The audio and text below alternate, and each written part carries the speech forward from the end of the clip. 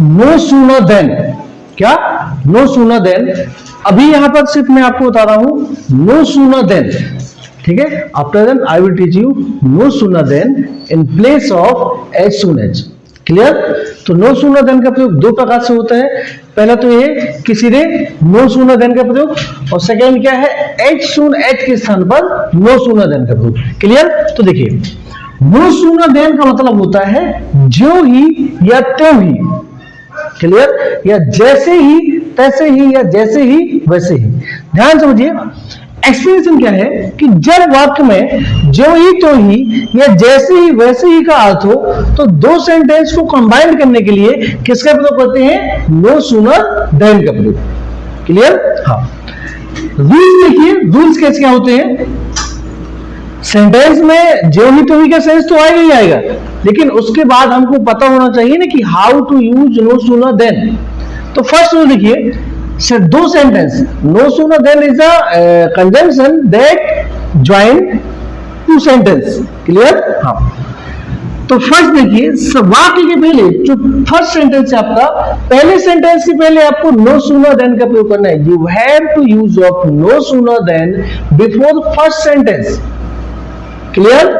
Second देखिए no sooner के बाद फर्स्ट सेंटेंस के हेल्पिंग वर्ब का प्रयोग करते हैं।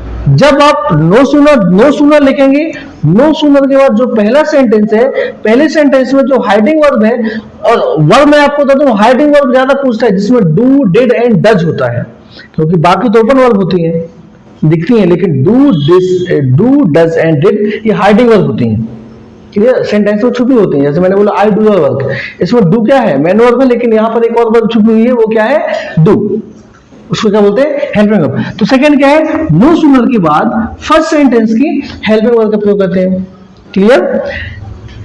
थर्ड क्या है, आपके सेंटेंस में कॉमा या तो फुल स्टॉप होगा, दो सेंटेंस दिए होंगे, पहले सेंटेंस के बाद में कॉमा होगा या फुल स्टॉप होगा, तो आपको उस कॉमा या फुल स्टॉप को हटाना है और वहां पर देन का प्रयोग करना है, क्लियर। हाँ, जैसे ही देन का प्रयोग होता है ना, तो जो कॉमा होता है कॉमा फिनिश हो जाता है, क्योंकि देन का मतलब कॉमा होता है और कॉमा का मतलब देन होता है, क्लियर। हाँ, अब देखिए स्पोकन की दृष्टि से देखते हैं, जैसे ही मैंने उसे देखा वह रोने लगा।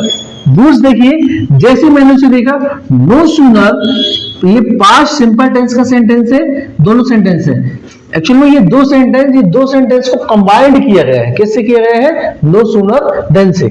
तो क्या है कि जैसे ही मैंने उसे देखा, नो सूनर सेंटेंस की helping of did, no sooner did I see him then he started to weep, clear, understand. इसके दो सेंटेंस हो सकते हैं कि I saw him he started to weep, दोनों सेंटेंस को उसने कंबाइन किया नो सूनर देन से। सेकंड देखिए, जो ही शिक्षक कक्षा में गया त्यों ही बच्चे खड़े हो गए, ये कंबाइंड सेंटेंस है, तो क्या आएगा, no sooner did a teacher go into classroom then students stood up, clear. हाँ, नेक्स्ट देखिए, हाँ ये होगा स्पोकन के लिए। अब देखिए बेस्ड ऑन एग्जामिनेशन, एग्जामिनेशन में कैसा पूछता है, एग्जामिनेशन में आपको दो सेंटेंस दिए होंगे, फर्स्ट सेंटेंस है he had reached the station, second sentence है द ट्रेन डिपार्टेड, क्लियर। ऐसे दो सेंटेंस दिए रहेंगे, क्या पूछेगा, combined sentence by using of no sooner then,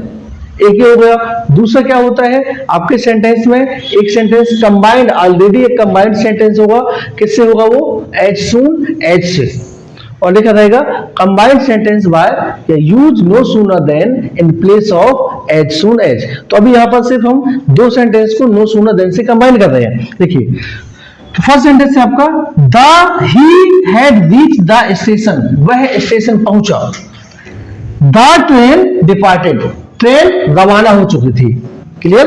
combine क्या करेंगे, देखो रूल्स देखिए, रूल से रिलेट कर इसको, वाक्य के पहले नो सूनर देन का प्रयोग हमने कर लिया, clear, no sooner than. Second क्या है, नो सूनर के बाद फर्स्ट सेंटेंस की helping verb, no sooner than के बाद पहला सेंटेंस ही हैड है, इसकी हेल्पिंग वर्ब क्या है, हैड बाहर आया, क्लियर। तो no sooner had he reached the station, पूरा सेम कर दिए। उसके बाद यहां पर फुल स्टॉप है, तो क्या जाएगा, फुल स्टॉप की जगह आएगा then the train departed, understand, clear बेटा।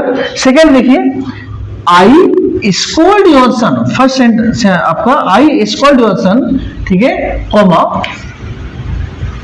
Your son started to weep, clear. तो क्या आएगा, कंबाइंड सेंटेंस आएगा, no sooner, helping verb use करेंगे did, no sooner did I scold your son, जैसे ही मैंने आपके बच्चे को, जैसे ही मैं आपके बच्चे को डांटता हूं वह रोने लगता है, your son, then your son started to weep, understand. ऐसे बहुत सारे सेंटेंस हैं, जैसे जो ही मैंने आपको टेंस पढ़ाया त्यों ही आप इंग्लिश बोलने लगे, ठीक है। तो no sooner did I teach you tense then you started to speak English, clear, understand. ऐसे बहुत सारे सेंटेंस हैं, जैसे जो ही वर्षा हुई त्यों ही मैं खेलने लगा, अंडरस्टैंड। तो no sooner did it rain then I started to play, clear. तो ये हो गया आपका स्पेशली no sooner than का प्रयोग, क्लियर, नोट कर लिए। हाँ देखिए बेटा, नेक्स्ट एग्जांपल देखिए, जैसे लिखे फर्स्ट, रामलीला स्टार्टेड यस्टरडे, कल रामलीला प्रारंभ हुआ, रावण फ्लेड अवे, रावण दूर भाग गया, क्लियर। ये दो सेंटेंस है, you have to combine this sentence with using of no sooner than, clear, by using of no sooner than. Comment आएगा नो सूनर आएगा ना यहाँ पर, नो सूनर हेल्पिंग वर्ब क्या आएगी, did, no sooner did Ramlila start yesterday then Ravan fled away, clear. कुछ नहीं करना है, नो सूनर सेंटेंस के helping verb, first sentence subject verb object comma की जगह या फुल स्टॉप की जगह या सेकंड सेंटेंस के पहले देन का प्रयोग, उसके बाद Ravan fled away. Second sentence पूरा कॉपी पेस्ट कर देते हैं, क्लियर। सेकंड देखिए, I finished my study I got a job, दो सेंटेंस से है, मैंने अपनी पढ़ाई खत्म की, मुझे एक अच्छी जॉब मिल गई। तो ऐसे थोड़ा आप ऐसे किसी को नहीं बताओगे कि मैंने पढ़ाई खत्म की और मुझे अच्छी जॉब मिल गई, आप क्या बताएंगे, सेंटेंस को कंबाइन करके। तो क्या आएगा, no sooner did I finish my study then I got a good job. एक सेंटेंस प्रेजेंट कर लेते हैं, ठीक है, प्रेजेंट को बताइए, he goes to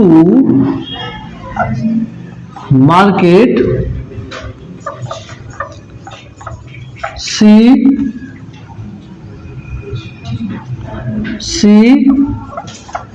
looks and smile, ठीक है। एक सेंटेंस ये है, प्रेजेंट का है। कंबाइंड सेंटेंस क्या आएगा बताइए, क्या आएगा कंबाइंड सेंटेंस, नो सूनर बताइए, does, no sooner does he go to market then she looks and smile,